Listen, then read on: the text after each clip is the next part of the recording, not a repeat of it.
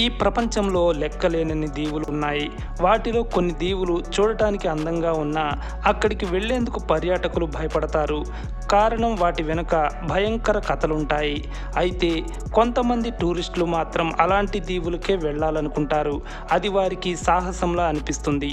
ఈ వీడియోలో అలాంటి ఓ దీవి గురించి చెబుతున్నాను. దాన్ని చేతబడి దీవి అని ఎందుకు పిలుస్తున్నారో వివరిస్తాను.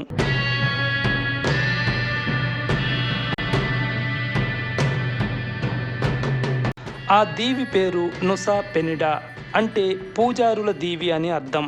దీనికి ఆ పేరు పెట్టడానికి హిందూ పూజారులే కారణమని పురాణాలు చెబుతున్నాయి.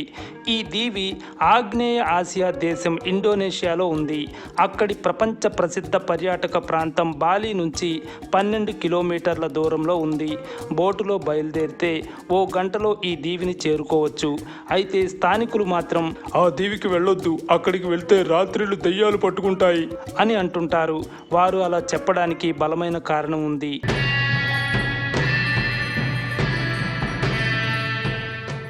నిజానికి నుసా పెనిడా దీవి చాలా అందంగా, పచ్చగా, విశాలంగా, స్వచ్ఛమైన గాలులతో ఉంటుంది.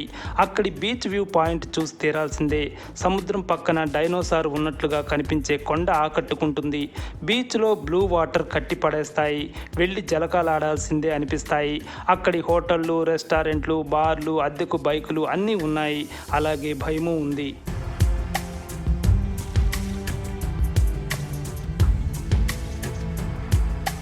నుసా పెనిడా దీవి దగ్గర దెయ్యాలు, ప్రేతాత్మలు తిరుగుతూ ఉంటాయని స్థానికులు చెబుతుంటారు. పూర్వం ఓ యువతి ఆ దీవికి ఒంటరిగా వెళ్ళింది. అక్కడి సముద్రంలో డైవింగ్ చేస్తుండగా కాలి పాదాన్ని ఎవరో పట్టుకొని లాగినట్లు ఆమెకు అనిపించిందట. ఎవరా అని చూస్తే అక్కడ ఏమీ లేదు.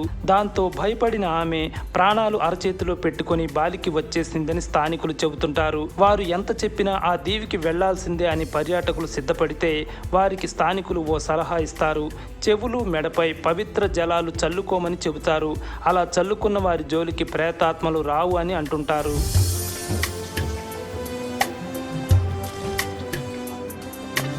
నుసా పెనిడా దీవిలో పగలు ప్రశాంతంగా ఉన్నా రాత్రిళ్ళు దెయ్యాలు సంచరిస్తాయని స్థానికులు నమ్ముతారు. దీని వెనక స్థానిక పురాణ కథ ఒకటి ఉంది. పూర్వం బాలిలో మకాలింగ్ అనే కోరపళ్ళ రాక్షసుడు ఉండేవాడు. అతను చేతబడులు చేస్తూ స్థానికులకు దురదృష్టాలు, వ్యాధులు వ్యాపింపజేసేవాడు. దాంతో స్థానికులంతా ఏకమై అతన్ని బాలి నుంచి బహిష్కరించి నుసా పెనిడా దీవికి తరిమేశారు. అక్కడితో అతని పీడ విరగడైందని అనుకున్నారు. కానీ అసలు సమస్య అప్పుడే మొదలైంది.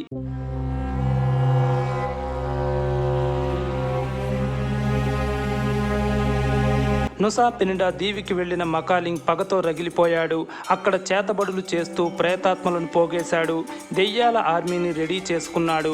ఆ తర్వాత బాలికి వెళ్లేందుకు ఓ ప్లాన్ వేశాడు. ఆ సమయంలో బాలి ప్రజలను బారోంగ్ అనే అద్భుత జీవి కాపాడుతూ ఉండేది.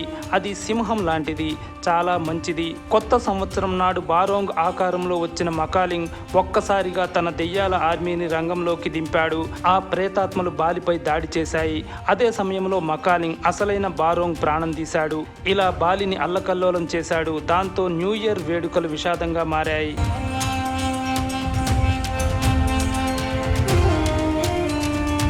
బాలిలో స్థానికులకు ఏం చేయాలో అర్థం కాలేదు.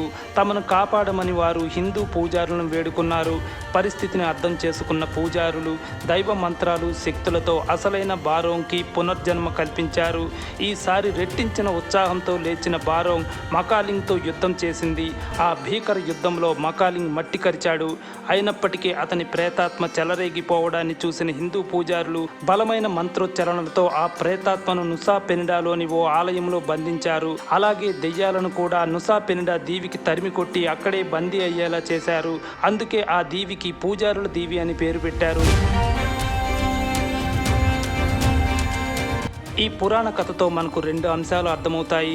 శత్రువులు ఎప్పుడైనా ఎలాగైనా దాడి చేసే ప్రమాదం ఉంటుంది. అందువల్ల ఎప్పుడూ అలర్ట్గా ఉండాలి. రెండో అంశం, చెడుపై ఎప్పుడూ మంచిదే విజయం.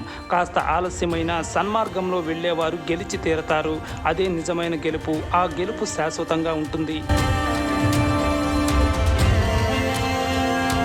ప్రస్తుతం పురా దాలంపేట్ ఆలయంలో మకాలింగ్ ప్రేతాత్మ బందీగా ఉందని చెబుతారు. నుసా పెనిడా దీవికి వెళ్లే పర్యాటకులు ఈ ఆలయాన్ని కూడా చూడవచ్చు. ఈ కథ కారణంగా ఈ అందమైన దీవికి పర్యాటకుల సంఖ్య పెరిగింది. ముఖ్యంగా భారతీయులు పెద్ద సంఖ్యలో ఇండోనేషియా, బాలికి వెళ్తున్నారు.